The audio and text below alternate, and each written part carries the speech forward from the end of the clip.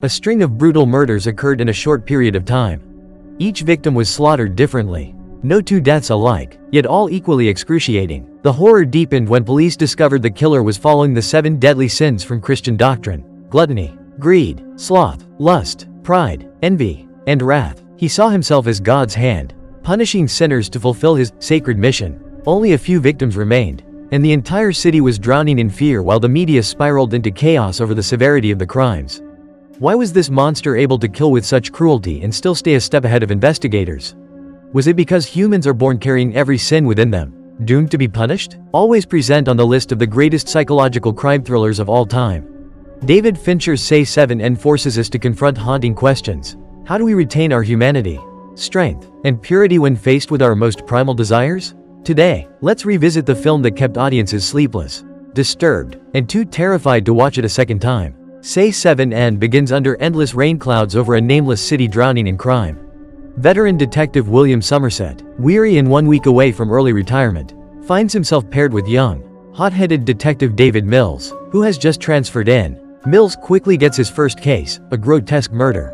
A morbidly obese man had been tied up, a gun pressed to his head, and forced to eat until his body literally ruptured. He suffocated in his own spaghetti and vomit. A horrifying way to die. The next day, one of the city's most prominent lawyers is found dead, forced to cut exactly 1 pound of his own flesh and place it on a scale.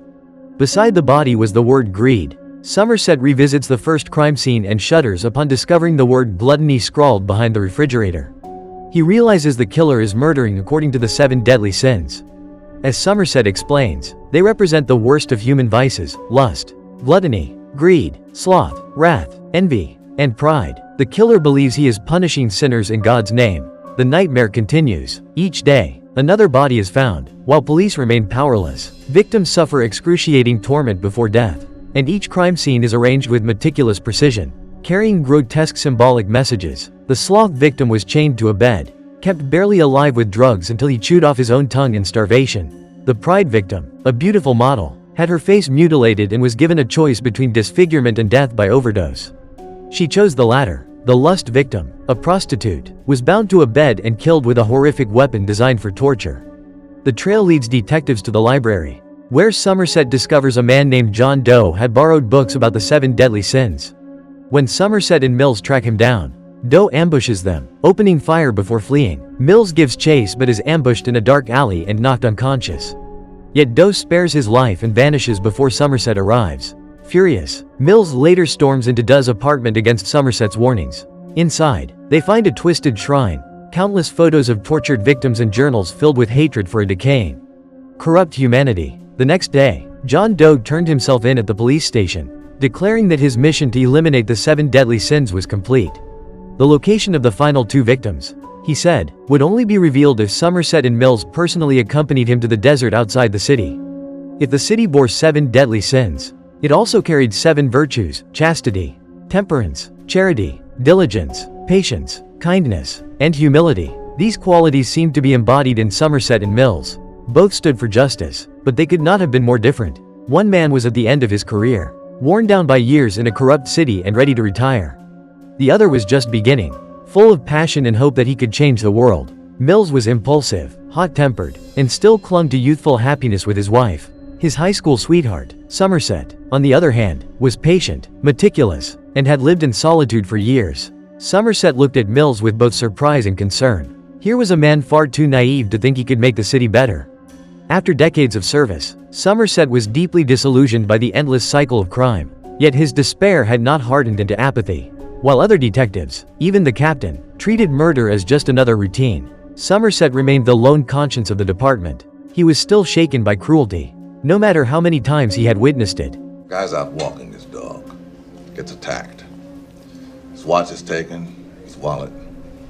While he's lying there on the sidewalk, helpless, his attacker stabs him in both eyes. I don't understand this place any longer. Even though the two didn't always get along, Somerset shared every lead he found in the library with Mills.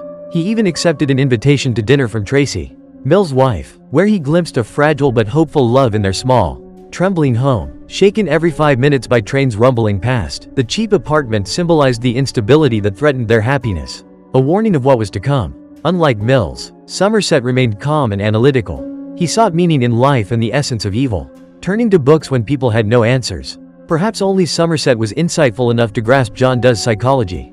Both men despised society's moral decay. But where John chose to punish, Somerset chose compassion. He refused to accept apathy as a survival tool. For Somerset, love was still worth fighting for. Apathy is a solution. I mean, it's easier to lose yourself in drugs than it is to cope with life. It's easier to steal what you want than it is to earn it. It's easier to beat a child than it is to raise it. Hell, love costs, it takes effort and work. Unlike the usual narrative where the villain is unmasked in the final act, John Doe revealed himself long before the film's end, not as prey in a chase, but as the mastermind who haunted both detectives. Intelligent, meticulous, and terrifyingly patient, he carried out his killings with precision. Victims were found exactly as he intended. The police didn't catch him, he surrendered. His plan was never about escaping but about delivering his twisted sermon in the most horrifying way possible. From the very beginning, David Fincher drew us into John Doe's mind, his shaved fingertips, his endless journals, his careful study of sin. His hatred was not a sudden outburst but something cultivated over years, a warped soul shaped by intellect. As Somerset observed when they found the sloth victim, keeping a man barely alive for a year required staggering willpower, money, time, and skill. This guy's methodical, exacting, and worst of all, patient. This was no ordinary killer, but a zealot who thought himself an artist, a preacher. John was consumed by anger at a legal system blind to crime and by disgust at society's decay. He did not want to be a savior. He wanted to strike a blow so powerful that the world could not ignore him. Wanting people to listen, you can't just tap them on the shoulder anymore. You have to hit them with a sledgehammer. And then you'll notice you've got their strict attention. The murders were not merely punishments but symbols designed to echo beyond his own life. An ideology meant to inspire others. At first, John saw himself as wrath incarnate, punishing the guilty, but his plan evolved when he met Mills, whose rash temper made him the perfect vessel for wrath. Sorry I had to hurt one of you, but I didn't really have a choice, did I? You will accept my apology, won't you? I feel like saying more, but I don't want to ruin the surprise. John reserved for himself the sin of envy, the most poisonous of all, the root of every other evil. He envied the simplicity and hope in ordinary life, something he could never have. That envy led him to his final act. At precisely 7 p.m. on Saturday, a delivery van arrived in the desert. Somerset opened the package and recoiled in horror.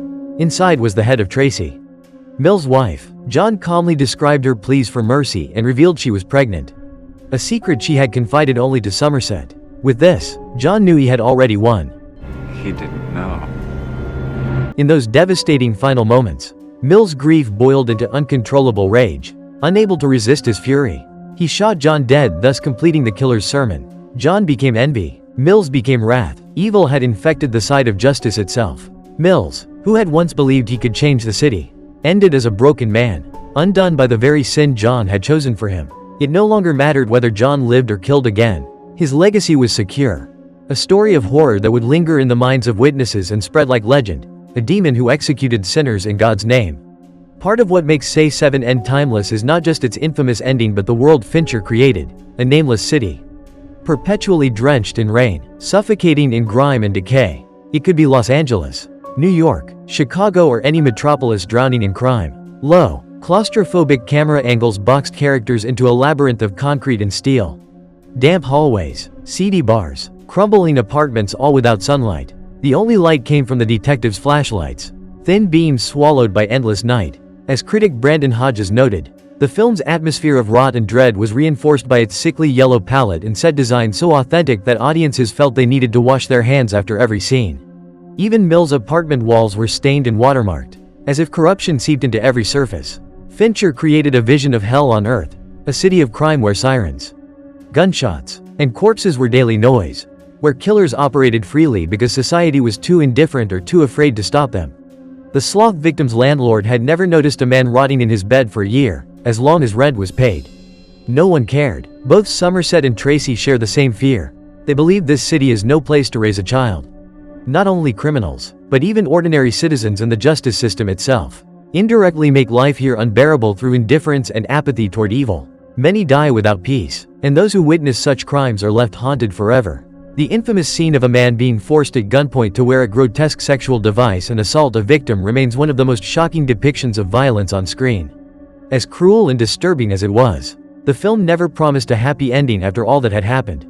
Entertainment Weekly's Will Robinson wrote that the shocking finale elevated Say 7N beyond a simple crime thriller into a story rich with morality and existential depth, where law enforcer and killer strip away their masks and confront each other in raw humanity on a barren wasteland.